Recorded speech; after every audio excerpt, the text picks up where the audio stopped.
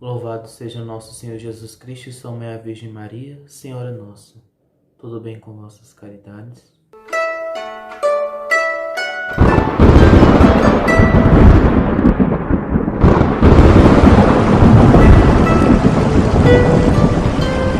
Então, nos reunimos mais uma vez hoje, sexta-feira depois das cinzas, para mais uma meditação proposta por Santo Tomás de Aquino para este dia.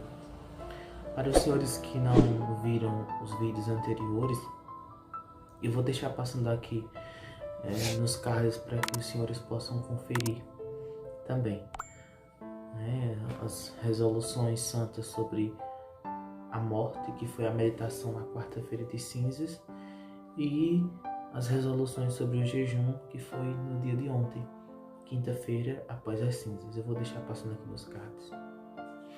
Hoje, Santo Tomás de Aquino propõe para nós, nessa sexta-feira, sempre os senhores vão perceber que ao longo das sextas-feiras, as meditações propostas por Santo Tomás de Aquino sempre vão fazer referência à meditação dos mistérios da paixão de Cristo.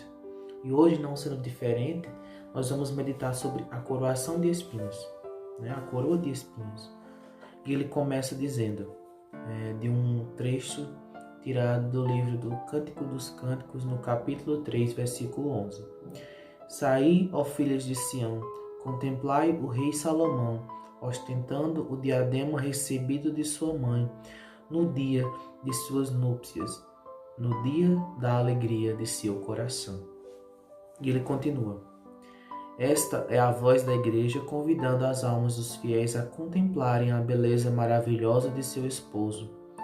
Pois quem são as filhas de Sião, senão as filhas de Jerusalém, almas santas, cidadãs daquela cidade que está acima, que com os anjos gozam da paz que não tem fim e que, por consequência, contemplam a glória do Senhor. Então, quando ele fala no Cântico dos Cânticos, saí, ó filhas de Sião, contemplai o rei Salomão. Ele vai falar, faz referência às almas santas que se dedicaram, que se empenharam no serviço do Evangelho. Então, que professaram os vínculos sagrados e que se tornaram santos ao exemplo de Cristo. Já faz essa prefiguração das almas eleitas por Deus para o seguimento dos conselhos evangélicos de pobreza, castidade e obediência. A segunda parte do livro do Cântico, que vai falar sobre ostentando o diadema recebido da sua mãe, o diadema, que seria essa coroa posta acima da cabeça, é na verdade a encarnação do Verbo. Então, aqui ele nos faz essa meditação profunda de compreendermos o Deus que se fez carne e habitou entre nós. Jesus Cristo, diz a tradição da igreja, conta o catecismo da Igreja Católica, para os senhores que leem o catecismo e que fazem essas formações, já devem ter visto, no primeiro tomo do catecismo, que fala sobre a profissão da fé, do creio. Ele vai descrevendo todas as partes do creio. E fala, e tem um artigo que é só para falar sobre Jesus Cristo, verdadeiro Deus e verdadeiro homem. Ou seja, a segunda pessoa da Santíssima Trindade é verdadeiro Deus, por quê? Porque veio do seio do Eterno Pai.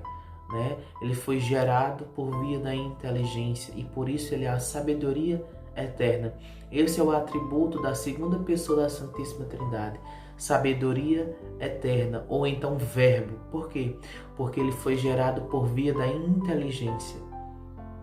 Por ele ser verdadeiro Deus, para que ele conseguisse remir a humanidade inteira, Deus, em sua sabedoria divina, quis também se encarnar no homem, quis nascer do homem para que ele pudesse dignamente oferecer o seu sangue precioso em reparação dos pecados cometidos a Deus na criação.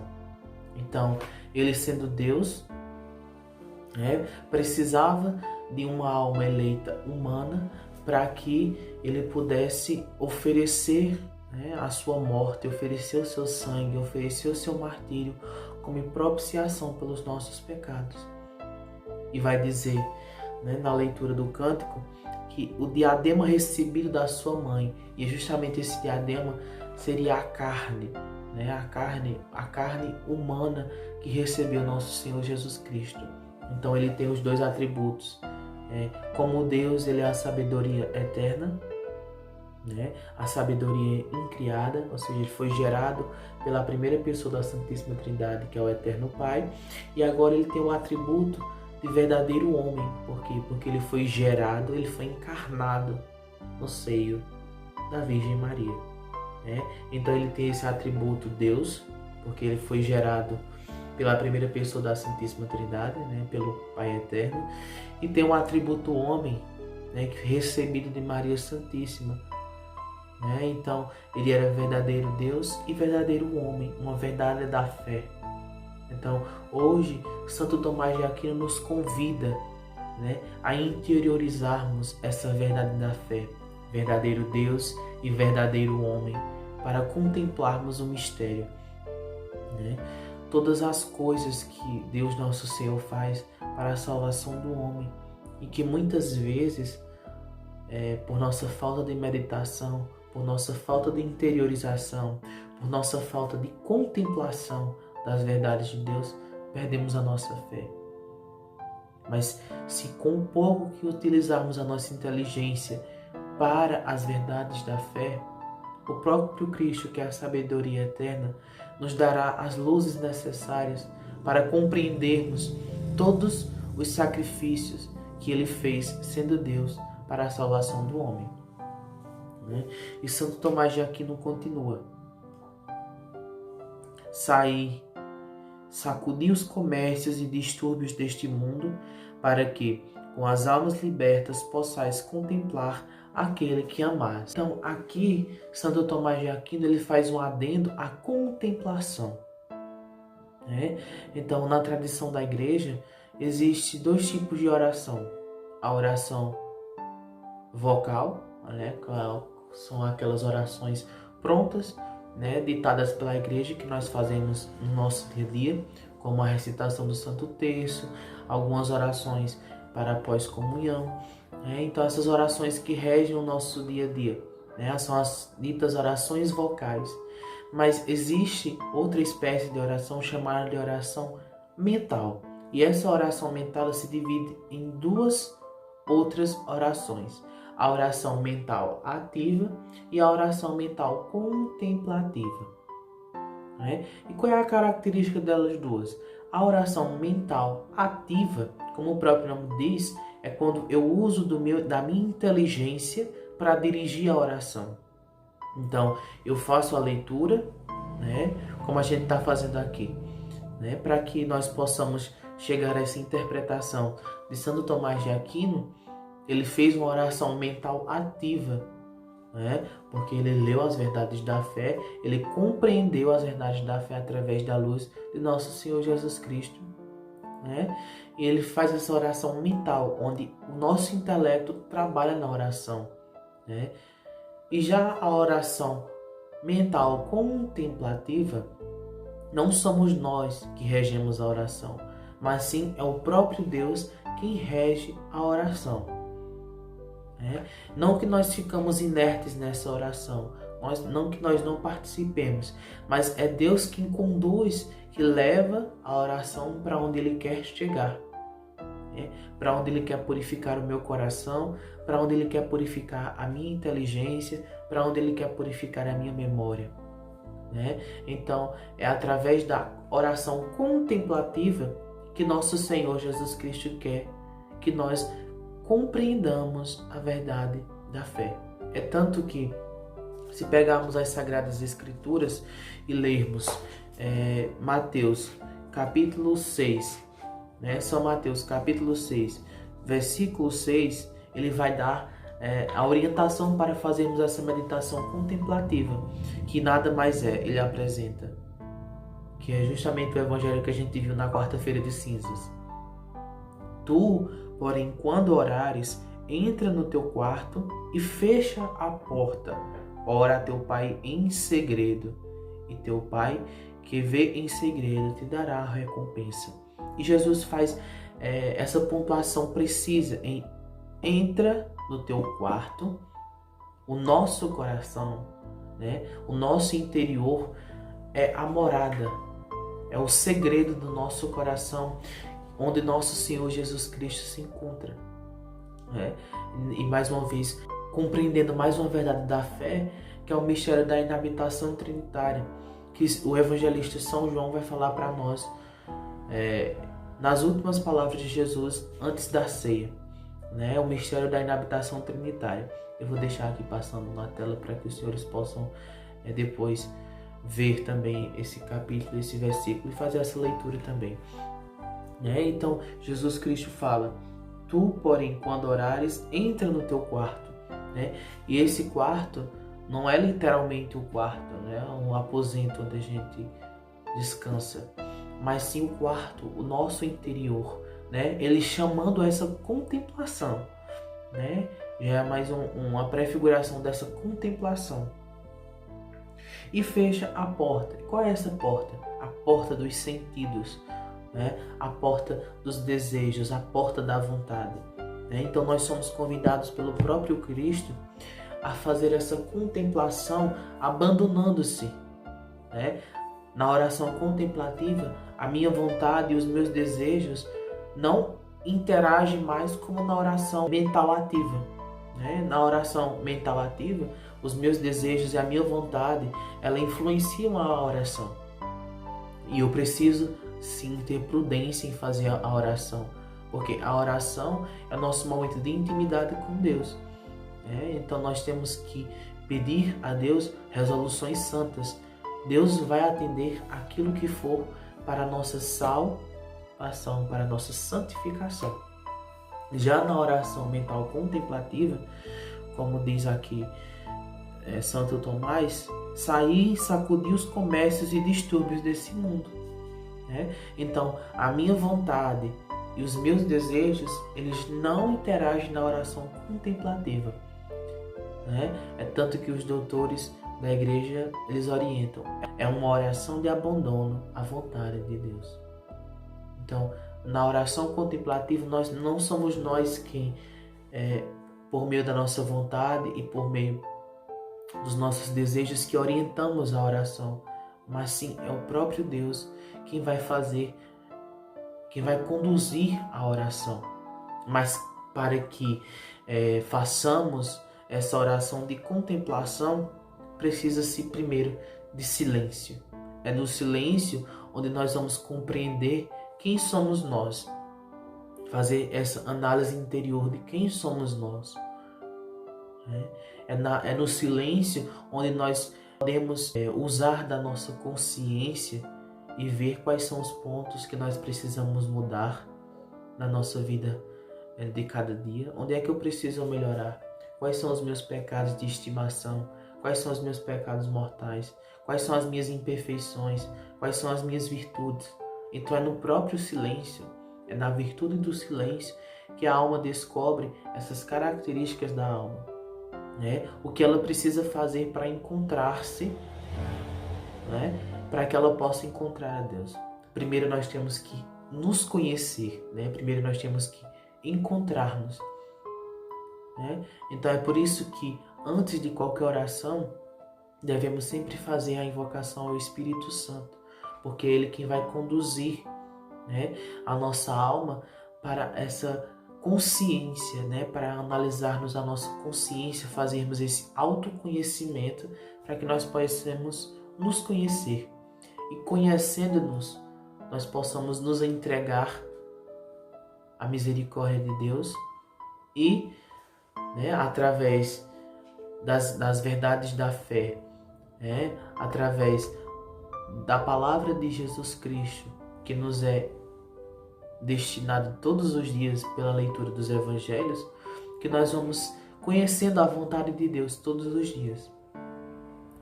Mas eu não posso fazer a vontade de Deus se eu não me conhecer.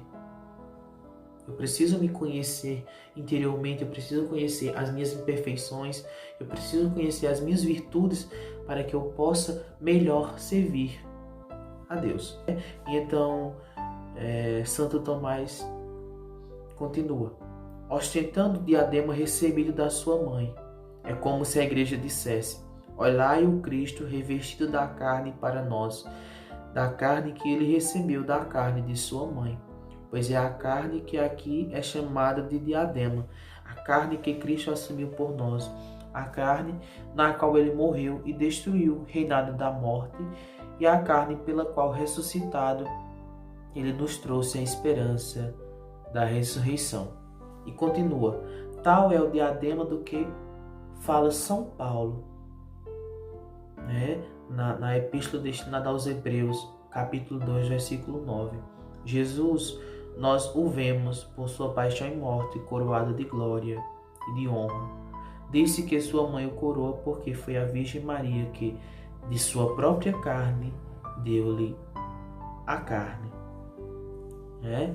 Então, como nós já tínhamos visto anteriormente, essa é a verdade da fé de Jesus Cristo, o verdadeiro Deus e o verdadeiro homem. Então, hoje nós somos convidados a contemplar a humanidade de Cristo, o Deus que renunciou a tudo, toda a sua felicidade eterna, para vir subjugar a esse mundo, para vir experimentar do sofrimento humano, da pobreza.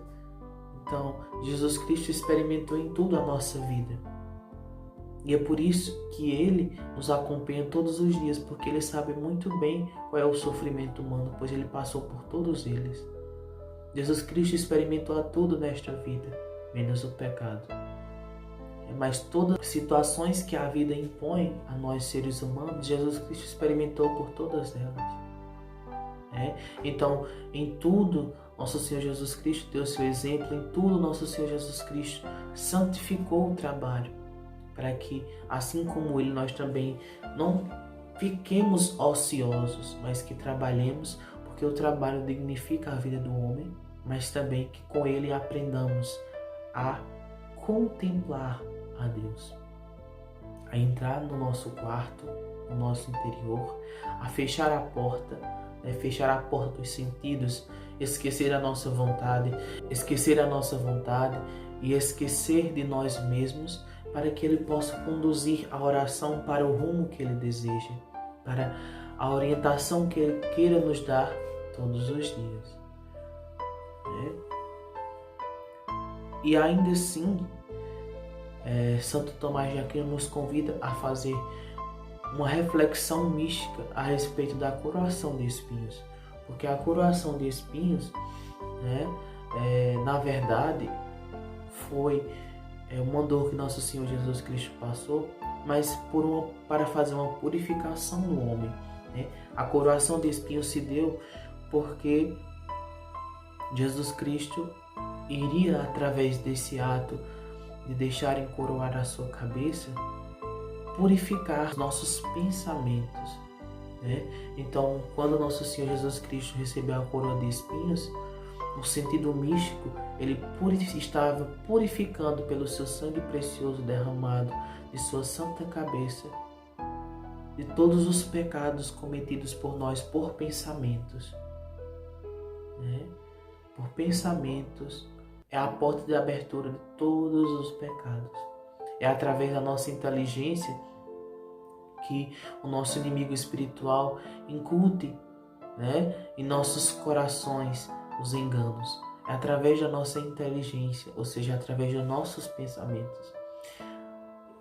Ele sussurra ao nosso ouvido, a nossa inteligência projeta o que ele fala, e a partir daí, se nós aceitamos esse pecado que ele incutiu, nós pecamos, e se nós praticamos, fomos mais a fundo naquilo que ele nos falou, nos sussurrou, nos tentou, nós iremos pecar mortalmente, nos afastar da graça de Deus. E nós temos que ter cuidado, cuidado para nos policiar, porque é pelo pensamento, é pelo pensamento que nosso Senhor Jesus Cristo, sofrer a coroação de espinho. É pelos pensamentos impuros que nós temos, pelas tentações no pensamento que nosso Senhor Jesus Cristo sofreu a coroação de espinhos, para que nós tivéssemos força para buscar essa purificação para os nossos pensamentos. Então, sempre que vier-nos a tentação nos pensamentos, supliquemos o preciosíssimo sangue de nosso Senhor Jesus Cristo, que foi derramado no ato da coroação de espinhos, para que Ele traga essa purificação necessária para a nossa inteligência. E também boas leituras, leituras santas, leituras de tratados espirituais, também fomentam nessa purificação da nossa inteligência, purifica a nossa razão, purifica a nossa memória, então, e purifica a nossa imaginação. Então, é através da leitura espiritual que as faculdades da nossa alma, elas vão sendo reorganizadas, Muitas vezes pensamos que não, mas muitas das coisas que nós lemos durante o dia, que não são úteis para a nossa edificação espiritual, nossa imaginação, nossa memória, ela vai armazenando. É como se fosse um CD, um DVD, A gente armazena. E para que a gente consiga fazer essa limpeza, nós temos que ir colocando leituras, Vamos gravando por cima das coisas que já foram gravadas, resoluções santas. Então, as leituras espirituais, os tratados espirituais vão fazer com que nós esqueçamos dessa memória impura e agora purifiquemos a nossa memória através da leitura espiritual. Por isso é tão importante a leitura espiritual, de tratados espirituais. Tá certo?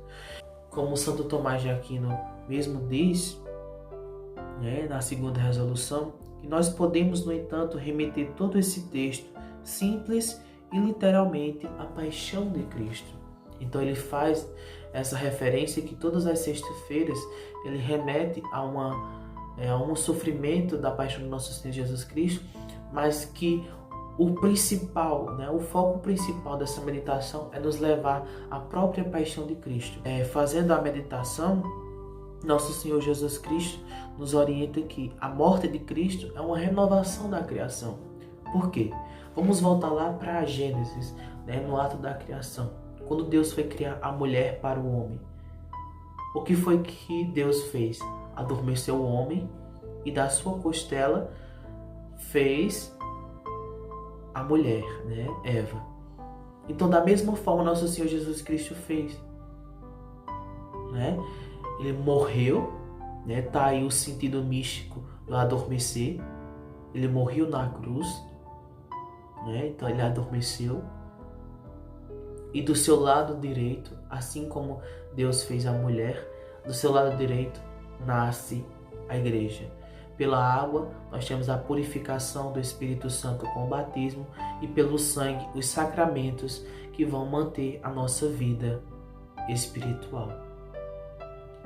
Então, não pensemos na morte de Cristo apenas como sofrimentos físicos. Sim, os sofrimentos físicos mostram o quanto Ele sofreu para a nossa reparação, o quanto dos pecados que nós cometemos para que Ele sofresse tanto, mas sobretudo que nós meditemos os benefícios que nosso Senhor Jesus Cristo oferece aos homens pela sua infinita misericórdia. Que esse vídeo possa alcançar os seus corações e tragam essa purificação necessária para a nossa inteligência, Purifique a nossa razão, purifique a nossa memória, purifique a nossa imaginação e, sobretudo, que tenhamos essa consciência de que para que nós possamos entrar numa comunhão profunda com Deus, nós precisamos fazer a oração contemplativa, Essa oração em que abandonamos a nossa vontade e os nossos desejos, renunciamos a nós mesmos e deixamos que Deus possa conduzir a nossa oração. Então, se ficou alguma dúvida ainda restante sobre essa formação, eu peço que os senhores deixem aqui nos comentários. E, como combinado, a partir da próxima semana, na quarta e na sexta-feira, nos encontramos mais uma vez para as meditações. Então, eu desejo que Deus vos abençoe e que Ele provoque essa purificação necessária para que nós possamos servi-lo com mais empenho, com mais amor, né? Assim como vai dizer no cântico do Benedictus, servir a Deus em santidade e justiça todos os dias de nossa vida. Louvores a Deus.